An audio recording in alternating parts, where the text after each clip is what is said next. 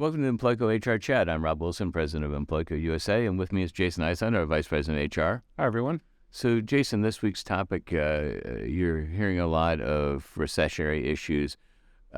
Topic, retaining your best employees during economic uncertainty. Yeah, a couple of tips for everybody. Yeah, leadership, employees, I think everyone's kind of worried, but depending on the industry you're in, whether or not there's going to be recession, will there be layoffs? Should we do layoffs? Am I going to be subject to a layoff? Do I have to worry about my job? So it's on kind of the top of mind for employees and leaders across the company. And there's things that companies can do to kind of prepare in advance and also kind of make sure the employees are at ease. A couple of those items are make sure you give growth opportunities to your employees. If you're a small, medium-sized organizations, you're probably not have a ton of jobs available for promotions and tier 1, tier 2. So at a minimum, you should think about giving your employees additional work or responsibilities or projects within their current role. Another area is recognizing strong performance, like you said, retaining your best employees. We want to make sure that the employees that are performing well, or even average employees that are doing really good on a certain project, we tell them that, like, hey, great job on that Definitely recognize your achievements, right? Yeah.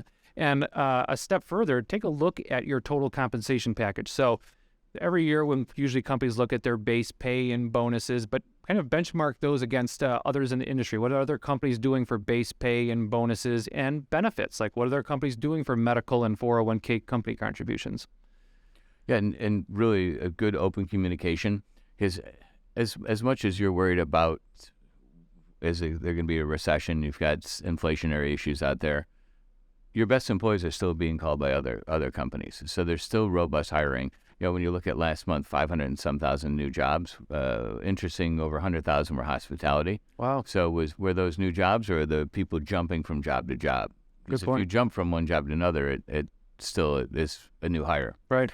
So you know your employees are being called. So you want to have great communication and use some of those tips to retain your best people. Yeah, and one final tip is promote well-being. So that's your physical well-being. Maybe that's a wellness program. You can do inexpensive or free wellness program like walking challenge around the organization or around the building, but then also mental well-being. So employees are really also still stretched thin mentally, coming off of COVID and now worrying about jobs or spouses' jobs. So there's a nice way if you build in some of the things within your medical plan and EAP program, for example, and really promote the physical and well-being, mental well-being of your employees. Right. Absolutely. All great tips, Jason. Yep. Thanks for joining us this week for the HR Chat. Any questions, reach out to us at info@employco.com. Love to help you if you have any issues, and if you have other thoughts or suggestions, feel free to reach out to us. Thanks for joining us.